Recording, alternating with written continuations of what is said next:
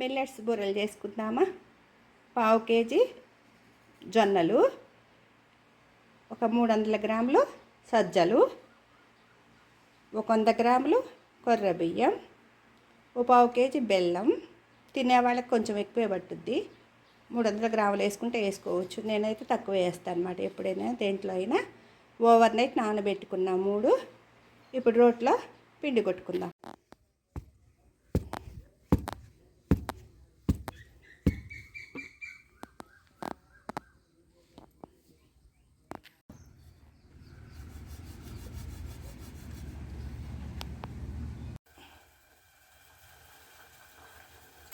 మూడు 300 గ్రాములు బెల్లం,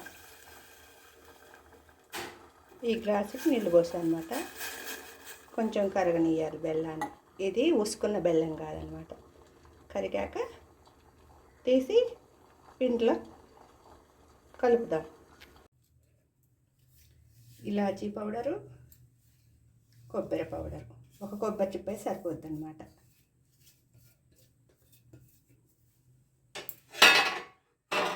ఇప్పుడు బెల్లం ఈ మాత్రం వాటర్ ఉంటే చాలు.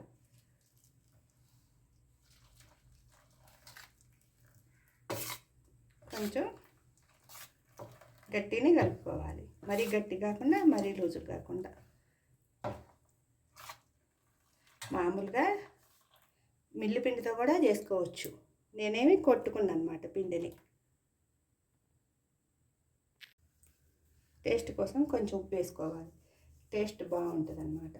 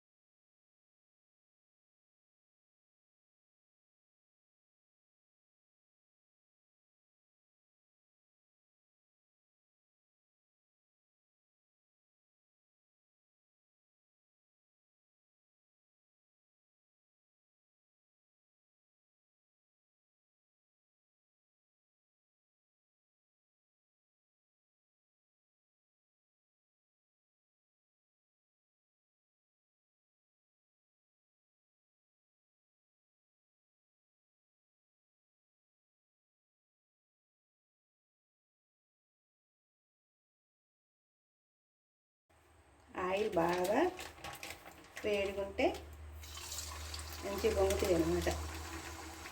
ఎలా పొంగుతుంది చూడండి.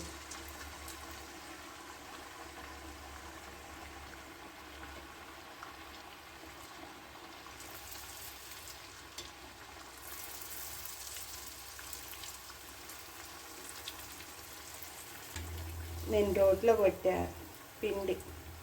మీరు కావాలనుకుంటే పొడి పిండి కూడా మిల్లులో పట్టించుకొచ్చుకొని చేసుకోవచ్చు. ఇలా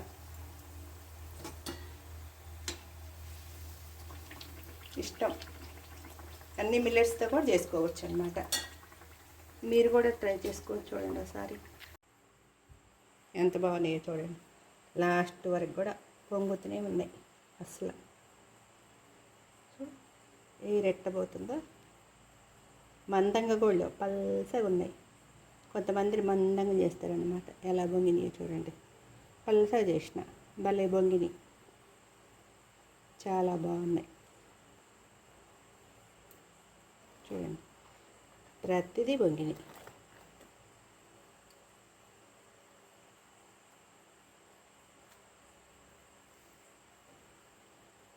ప్రతిదీ ఎలా ఉన్నాయి చూడండి, పల్సగా ఉన్నాయి.